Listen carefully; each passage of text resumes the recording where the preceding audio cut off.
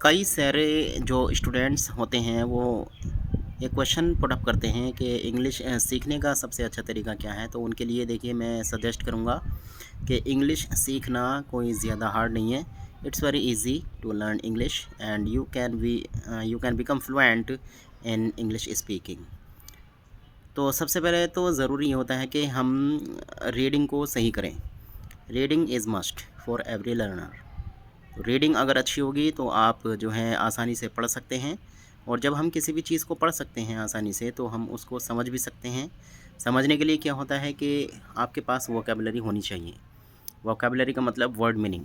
अगर आपके पास word meaning है तो आप आसानी से किसी भी लैंग्वेज को समझ सकते हैं। फॉर एग्ज़ाम्पल अगर आप इंग्लिश ही सीखना चाहते हैं, इंग्लिश की अगर हम बात करें तो इंग्लिश सीखने के लिए क्या करना होगा, सबसे पहले आप अपनी रीडिंग को सही करें।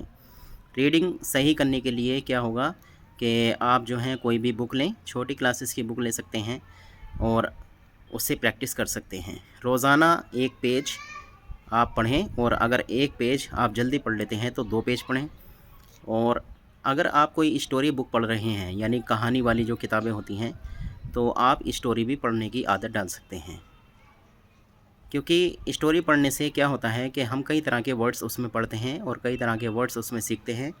और स्टोरी पढ़ने से एक फ़ायदा ये भी होता है कि कुछ सेंटेंसेस ऐसे होते हैं जो हम पढ़ते पढ़ते ही याद कर लेते हैं, सीख लेते हैं। क्योंकि स्टोरी में बातें चलती हैं, कभी पास्ट में बात होगी, कभी प्रेजेंट में बात होगी, कभी फ्यूचर में बात होगी। तो इस तरीके से स्टोरी सीखने के बहुत सारे फ़ायदे हैं।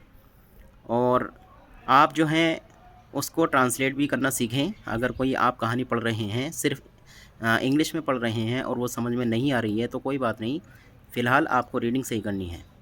रीडिंग जब आपकी सही होती रहेगी तो उसके साथ साथ आप जो हैं एक अपना टारगेट सेट करें। एक छोटा सा पैराग्राफ लें और उसमें सबसे पहले तो आप उसको अच्छे से पढ़ें, समझें उसको। और जब आप उसको सही से पढ़ने लगें, सही से पढ़ लें उसको, तो आप उसके अंदर जो वर्ड्स हैं यानी उस पैराग्राफ में जो पैराग्राफ आपने पढ़ा है तो उस पैराग्राफ के जो वर्ड्स हैं उनको देखें। कितने वर्ड्स आप जानते हैं, यानी कितने वर्ड्स आपको ऐसे उसमें मालूम हैं जिनकी आप हिंदी जानते हैं, मतलब मीनिंग जानते हैं। तो अगर आपको सारे वर्ड्स के मीनिंग पता हैं, सभी वर्ड्स के मीनिंग पता है, मतलब पता है, तो आप आसानी से उस पैराग्राफ को ट्रांसलेट कर सकते हैं। भले चाहे सेंटेंस समझने में मतलब टेंस, उसका जो टेंस होता है सेंटेंसेस का, उसको समझने में प्रॉब्लम हो जाए कि बात चल रही है पास्ट में और मीनिंग निकाल लिया फ्यूचर में, या बात है फ्यूचर की और मीनिंग निकाल लिया प्रेजेंट में।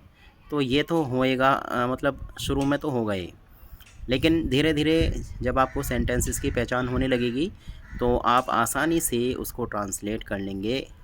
हाँ, बिल्कुल सही सही।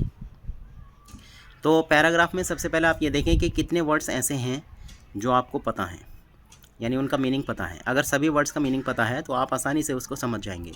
और अगर नहीं पता, आधे वर्ड्स, फॉर एग्ज़ाम्पल 50% वर्ड्स उसमें ऐसे हैं जिनका मीनिंग आपको नहीं पता, तो आप जो हैं उनको अंडरलाइन करें।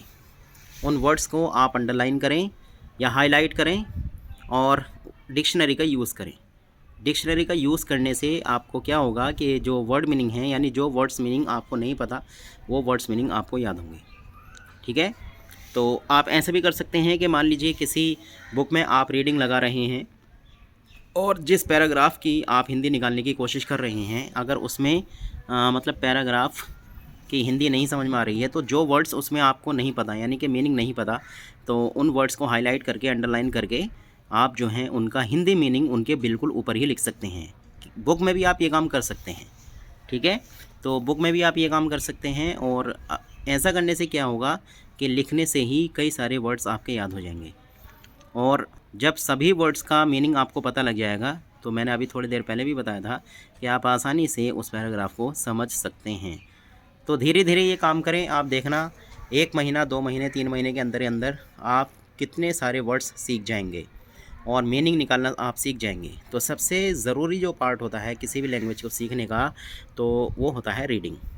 रीडिंग जो है जब आप पढ़ेंगे, ठीक है, तो आप आसानी से उस लैंग्वेज को मतलब उसको समझेंगे, उसका मीनिंग निकालेंगे। और रही बात बोलने की, तो बोलने के लिए आपको प्रैक्टिस करनी पड़ेगी। जितना आप ज़्यादा बोलेंगे इतनी ही आपकी प्रैक्टिस बढ़ेगी और वर्ड्स आपकी टंग पर यानी ज़बान पर आएंगे और आप आसानी से बोल सकते हैं। आप ना अपना माहौल क्रिएट करें, एटमॉस्फेयर बनाएं आप अपना। अगर फ्रेंड्स के साथ बोलना चाहें तो फ्रेंड्स के साथ बोल लें, या फिर फैमिली पढ़ी लिखी है तो फैमिली में आप बोलें, प्रैक्टिस करें। नहीं तो खुद भी प्रैक्टिस कर सकते हैं, अकेले में प्रैक्टिस कर सकते हैं। जो सेंटेंसेस का टारगेट है, टारगेट बनाकर भी आप प्रैक्टिस कर सकते हैं कि मुझे रोज़ाना 50 सेंटेंसेस या 100 सेंटेंसेस की प्रैक्टिस करनी है, बोलने हैं मुझे, चाहे कोई हो या नहीं हो। और आप जो है अपना टारगेट सेट कर लें कि 50 सेंटेंसेस 100 सेंटेंसेस मुझे डेली प्रैक्टिस करनी है, डेली बोलने हैं।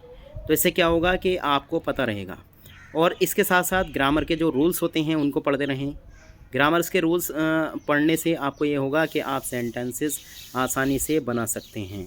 और सुनने के लिए आपको क्या करना होगा, आप जो है वीडियोस देखें जो इंग्लिश में बोलते हैं, फॉरेनर्स होते हैं या फिर अपने लोकल के ही होते हैं, जो भी मतलब बोल रहे हैं, या फिर न्यूज़ वगैरह सुन सकते हैं। मतलब इंग्लिश में सुने तो आपको इससे सुनना आएगा और कुछ आइडिया भी हो जाएगा कि कैसे सेंटेंसेस को समझा जाता है, बोला जाता है।